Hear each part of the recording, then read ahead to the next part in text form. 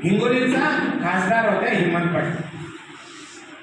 हेमंत पाटील हा मराठा समाजाच्या नावाने कार्यकर्ता असल्यामुळे मराठा समाजाच्या नावाने लोकांनी मतदान केलं आणि ते खासदार झाले.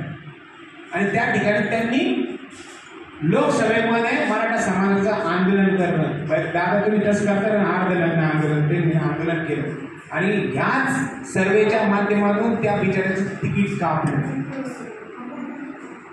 का कापलं? फक्त तो मराठा आणि मराठा समाजाचा लोकसभेमध्ये बोलला.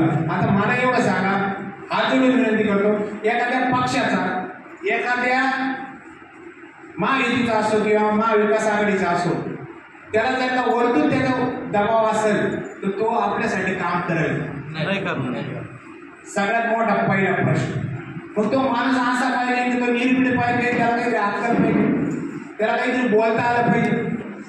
आपल्या बी इथं बरेच उमेदवार असतील, त्याच्यामध्ये मी काही म्हणणार नाही. इम्तियाज साहेबांचे एक पोस्टर फिरतात, त्याच्यावर एकमेव सुशिक्षित उमेदवार. अरे यार, जीवन राजपूत डॉक्टर आहे, हर्षवर्धन जाधव विदेशात शिकलेलं आहे, मग काय ते काय गोट्या खेळायला गेले होते का? ते सुशिक्षित नाही का? तू एकटा सुशिक्षित आहे. बरं, तुला आम्ही सगळं सुशिक्षित म्हणून आम्ही केलं होतं म्हणजे तू निवडून आल्यानंतर आपण त्याला खरं सांगायला म्हणजे सगळ्यात जास्त साथ मराठा समाजाने त्याला दिली असेल नाही. आपणच वावा करायचं, वावा इंडिया अभ्यास हुशार आहे सगळे, पण त्याने आपल्या ग्रामीण भागामध्ये काय काम केलं ते आपल्याला तो चेहरा कसा पाहिलं लोक, बरोबर नाही. ज्या लोकांचं काम केलं त्या लोकांचं सुद्धा त्यांनी काम केलं नाही. आपण तर फक्त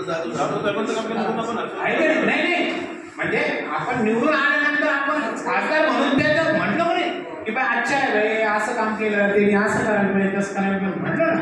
आपण काही प्रश्न पण त्याच्याकडे घेऊन मराठा समाजाला सपोर्ट केला होता. हा, पण त्यांनी जरी आता विधानसभा मला काही म्हणणं नाही त्याचं, पण त्यांनी सपोर्ट केला होता. बरोबर. मराठा समाज